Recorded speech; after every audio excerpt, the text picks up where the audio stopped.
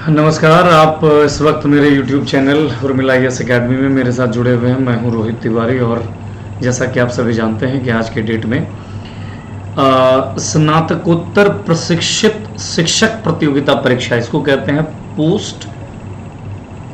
Post graduate trained teacher competitive exam, यानी PGT exam इसको कहते हैं, याद रखिएगा। विज्ञापन संख्या 14/2022 एक नियमित भर्ती है। 3 तारीख यानी आज के डेट में इसको GSSC के द्वारा जारी किया गया। और क्या है देख लीजिए कि राज्य के +2 उच्च विद्यालय, याद रखिएगा PGT टीचर जो है +2 उच्च विद्यालयों में यानी 11th 12th में आते हैं, स्नातकोत्तर प्रशिक्षित शिक्षक की रिक्तियों के विरुद्ध नियुक्ति के लिए भारत के नागरिकों से विहित प्रपत्र में, यानी जो एक फॉर्मेट में स्नातकोत्तर प्रशिक्षित शिक्षक प्रतियोगिता परीक्षा 2022 नियमित भर्ती के लिए ऑनलाइन आवेदन दिनांक 25/8/2022 से 23/9/2022 की मध्य रात्रि तक आमंत्रित किए जाते हैं। और आवेदन संबंधी विस्तृत विवरणिका जो है वो आपका वेबसाइट में अवेलेबल है, जो कि वो भी दे दिया गया है। अभी हम लोग उस पर भी थोड़ा विचार करेंगे, थोड़ी सी चर्चा करेंगे। कुल मिलाकर के ये सिचुएशन है, यानी बहुत स्पष्ट रूप से कहा गया कि 25 तारीख से लेकर के 23/9/2022 तक इसमें फॉर्म आप भराएगा। इसके अलावा जो 25/9 यानी 2 दिन बाद तक जो है परीक्षा शुल्क भुगतान और फोटो हस्ताक्षर अपलोड कर आवेदन पत्र का प्रिंट आउट लेने के लिए, ठीक है ना, 27/9/2022 तक के लिए प्रिंट आउट लेने के लिए ये पूरा लिंक अवेलेबल रहेगा। दिनांक 29/9/2022 से 1/10/2022 तक इसमें अगर कोई नाम, date of birth, email ID या मोबाइल संख्या को छोड़कर किसी भी अशुद्ध प्रविष्टि को अगर कोई संशोधित करना चाहता है तो फिर से एक बार लिंक उपलब्ध कराया जाएगा। कुल मिलाकर के 25 तारीख से ये जो है 25/8 से लेकर के ये कहानी आपका 25/9/2022 पूरी 1 महीना आपके पास है इस फॉर्म को भरने का। आइए इस बहाली पर चलते हैं, जरा उसकी डिटेल को समझते हैं क्या है ये। देख सकते हैं विज्ञापन संख्या 14/2022 है ना। इसके अलावा स्नातकोत्तर प्रशिक्षित शिक्षक प्रतियोगिता परीक्षा नियमित भर्ती, एक एक्चुअली नियमित इसलिए क्योंकि बैकलॉग भर्ती भी एक आई है। इसमें देख सकते हैं आप, ये सीधा कह दिया गया कि जो आपका जो कार्मिक प्रशासनिक सुधार और राजभाषा विभाग है झारखंड सरकार का, उसका पत्र संख्या 36/22 दिनांक 14/6/2022 द्वारा अग्रसरित है ना।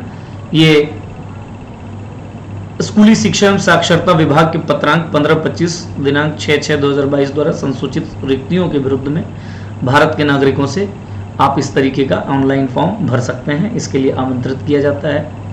और थोड़ा आगे बढ़ते हैं, परीक्षा शुल्क के बारे में बात करते हैं। सामान्यतः कितना है तो 100 रुपये, लेकिन अगर आप ST हैं या SC हैं तो आपको 50 रुपये, राइट।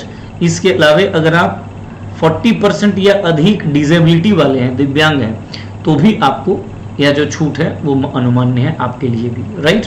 अगर कोई, इसमें ये भी कहा गया कि अगर कोई जिसको 100 रुपया भरना है यानी जनरल वगैरह, अगर गलती से 50 रुपया पेमेंट कर देते हैं तो उसके आवेदन पत्र को स्वीकार नहीं होंगे और वो रद्द किए जा सकते हैं, ध्यान रखिएगा।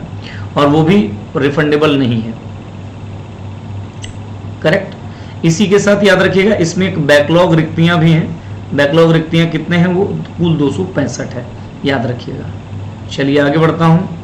अब देखिए क्या किसमें कितना सीट है उस पर जरा सा ये विचार करते हैं। सबसे पहले कौन कौन विषय हैं तो देख लीजिए, तो आपको दिखाई दे रहा होगा। एक तो यहाँ पे जीव विज्ञान यानी बायो हो गया, है ना। फिर उसके बाद यहाँ पे केमिस्ट्री हो गया। फिर उसके बाद आइए ज्योग्राफी हो गया।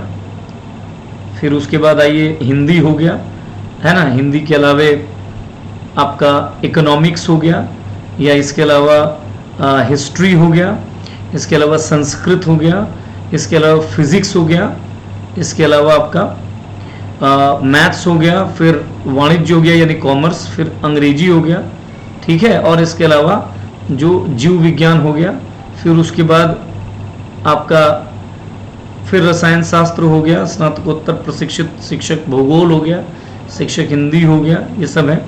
तो राइट, अर्थशास्त्र हो गया, इतिहास हो गया, है ना, ये सब चीज़ें हैं। अच्छा, वो मतलब अलग से डाल दिया है, ठीक है।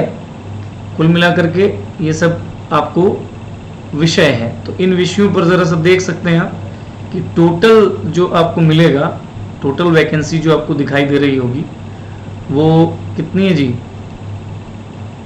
ये सीमित भर्ती है ना, बैकलॉग जिसको आप कहते हो। और कुल कितने हैं, तो आप देख सकते हैं अलग अलग जो सब्जेक्ट है सब्जेक्ट वाइज डाल दिया गया। जैसे बायोलॉजी में कुल 218 है, ठीक है। फिर उसके बाद इसी तरह से आपको केमिस्ट्री में 227 है, इसी तरीके से जो ज्योग्राफी है उसमें 164 है।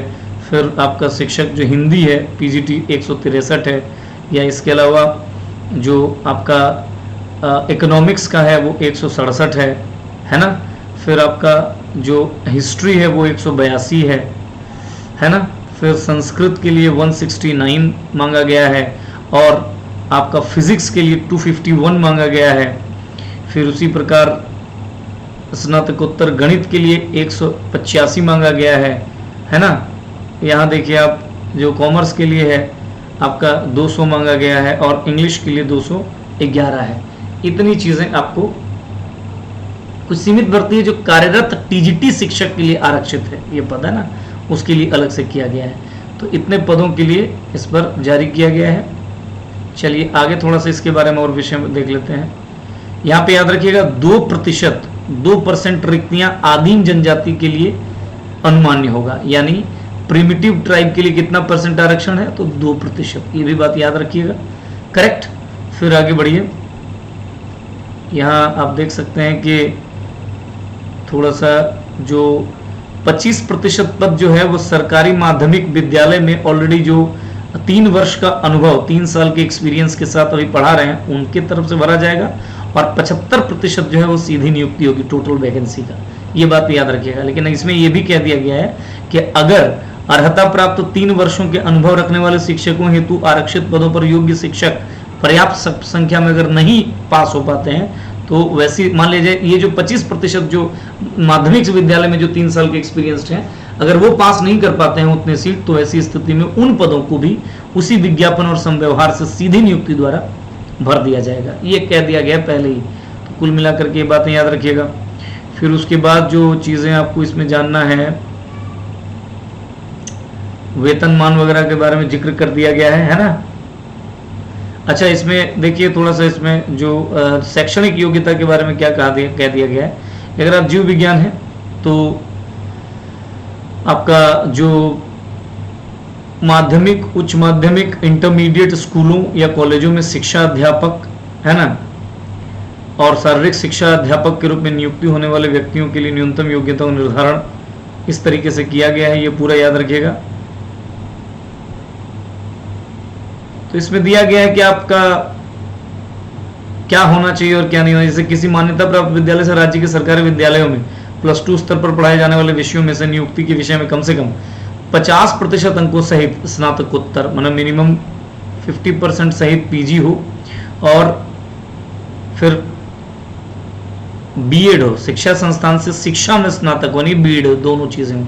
तो पीजी प्लस बीएड याद रखिएगा, है ना क्या, तो पीजी प्लस बीएड, ये 2 चीजें इसमें मांग रहा है, राइट, तो याद रखिएगा।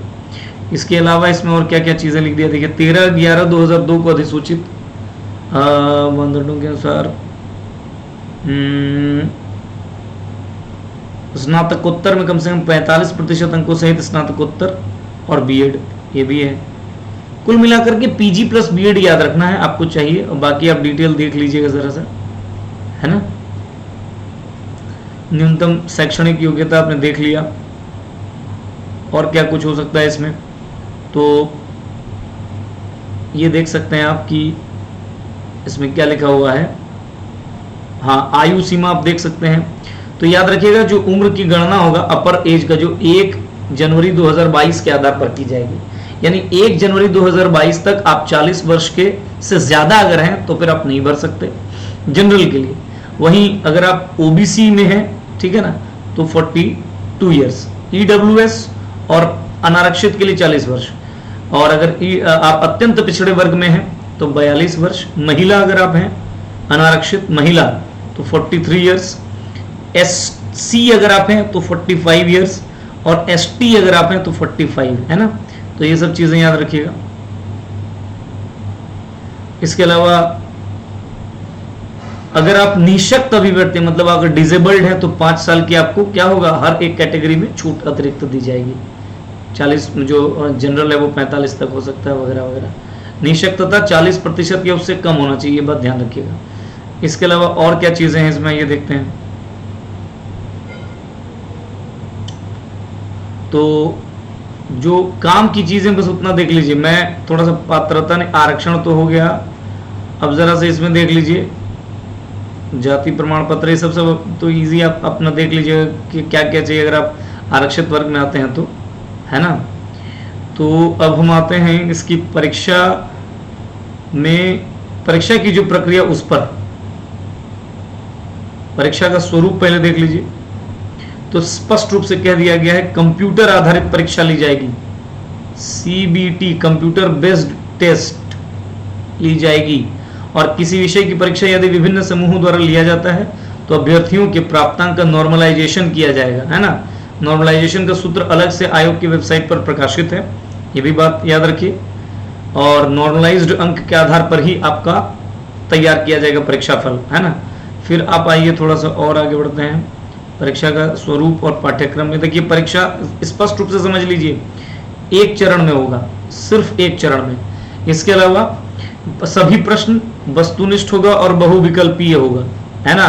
प्रश्न पत्र 1 में एक प्रश्न का पूर्णांक 1 रहेगा, और जबकि प्रश्न पत्र 2 में एक प्रश्न 2 मार्क्स का होगा। यानी पेपर 1 में 1-1 मार्क्स वाले क्वेश्चन होंगे, पेपर 2 में 2-2 मार्क्स वाले क्वेश्चन होंगे।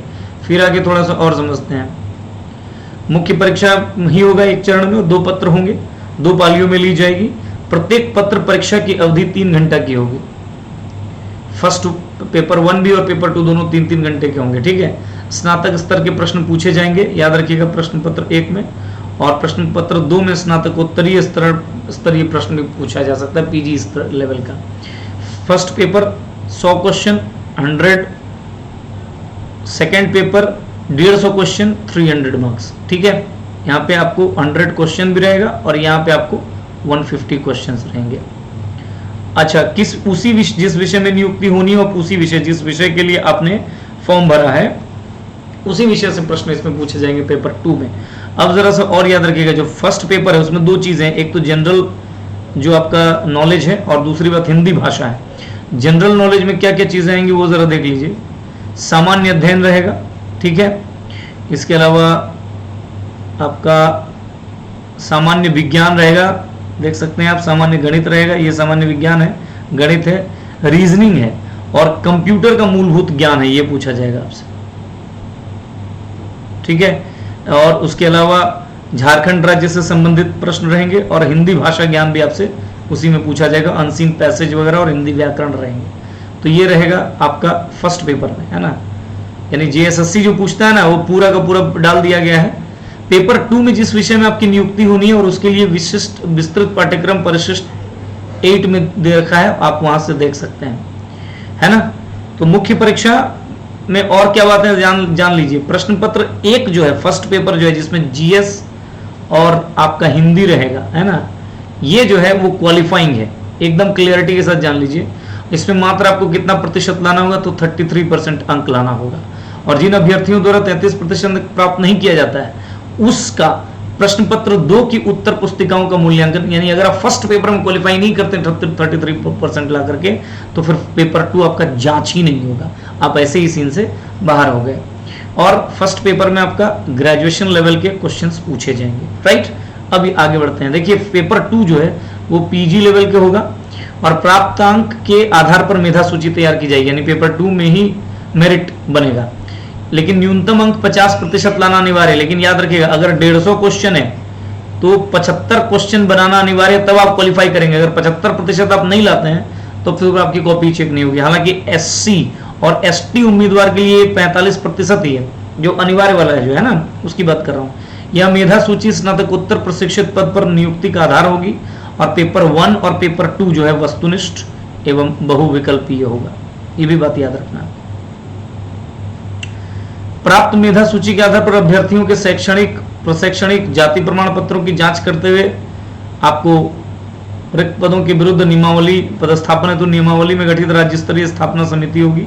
कुल मिलाकर के ये कहानी है और अगर मान लीजिए एक समान अंक होता है तो जन्म तिथि के आधार पर मेधा सूची का निर्धारण किया जाएगा, और जिसकी उम्र ज्यादा होगी उसे ऊपर स्थान मिलेगा, यानी सीनियोरिटी को थोड़ा यहाँ पे महत्व दे दिया गया है। तो कुल मिलाकर के जो महत्वपूर्ण बातें हैं इसमें यही है। इसके बाद आप देख सकते हैं कि इसमें विभिन्न प्रकार के चीजें दे रखा है, जैसे जो जाति प्रमाण पत्र होगा वो कैसा होगा वगैरह वगैरह सारी चीजें। और इसके अलावा आप देख सकते हैं कि इसमें फॉर्मेट्स दे रखे हैं कि किस तरीके से होगा, है ना। फिर आगे चल करके सिलेबस दे रखा होगा अलग अलग विषय का, ये देख सकते हैं। संस्कृत से लेकर के शुरू किया है, अलग अलग विषय का सिलेबस दे रखा है, इकोनॉमिक्स का दे रखा है। तो मिला जुला करके जो पॉइंट है वो यही है। तो इतनी चीजें आपको याद रखना है। और मुझे लग रहा है कि थोड़ा सा देख लीजिएगा, जो लोग एलिजिबल हैं वैसे स्टूडेंट्स को एक बार जोर लगा देना चाहिए। बहुत अच्छी नौकरी इसको माना जाता है, अच्छी खासी पे है, अच्छा खासा पेमेंट है। और आप +2 स्कूलों में जाकर के टीचर बनिएगा। तो मेरे तरफ से मैं अपनी ओर से और अपनी संस्था की ओर से वो सभी स्टूडेंट, वो सभी विद्यार्थी जो पीजीटी के परीक्षा में लग रहे हैं, पीजीटी की परीक्षा में अपीयर होने जा रहे हैं, उनको बहुत बहुत शुभकामनाएं। आप आगे भविष्य में आपका भविष्य उज्जवल हो, आप सफल हो। बहुत बहुत धन्यवाद। नमस्कार।